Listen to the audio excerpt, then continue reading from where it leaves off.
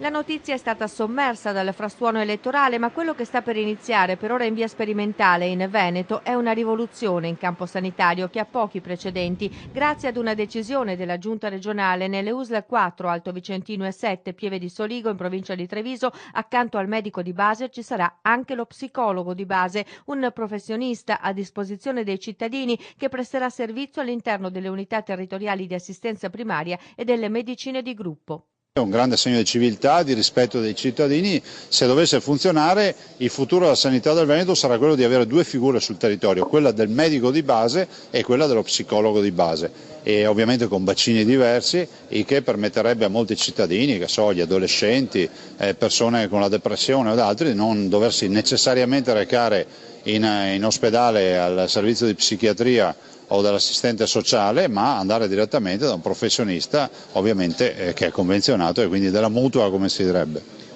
Un professionista utile nei casi oggi così diffusi di disagio tra i giovani come tra gli adulti e gli anziani, che sarà di supporto al medico di base e alle famiglie. In Veneto ci sono stati già 100 suicidi e al numero verde inoltre continuano ad arrivare telefonate. Questa risposta nasce da questa presa di coscienza. E questo parte anche da quella considerazione: abbiamo un'utenza media del telefono di inoltre di 2 telefonate al giorno, il che significa che ci sono dei cittadini che comunque hanno quantomeno la necessità di una parola di conforto da parte di un professionista, di uno psicologo che li sa ascoltare e sa parlare con loro.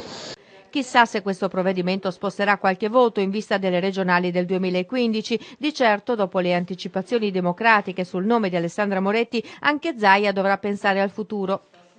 L'importante è che tutti pensino di organizzarsi e correre, che nel prossimo Consiglio regionale siano rappresentate tutte le forze, da grandi o piccole, e poi ogni coalizione esprimerà il suo candidato.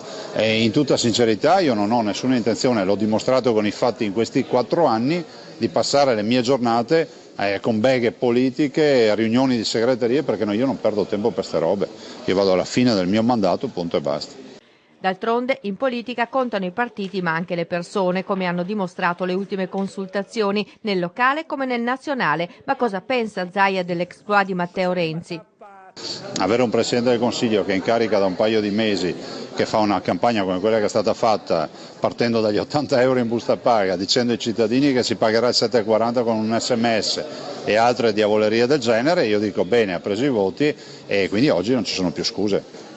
Un problema più vicino per Zaia è invece il rimpasto di giunta. Remo Sernagiotto, assessore forzista al sociale, è stato eletto all'Europarlamento. Attendiamo innanzitutto che ci sia la proclamazione degli eletti, dopodiché ho delle idee, vedrò di esprimerle pubblicamente e in maniera compiuta quando appunto si concretizzerà questa situazione. Al momento non c'è.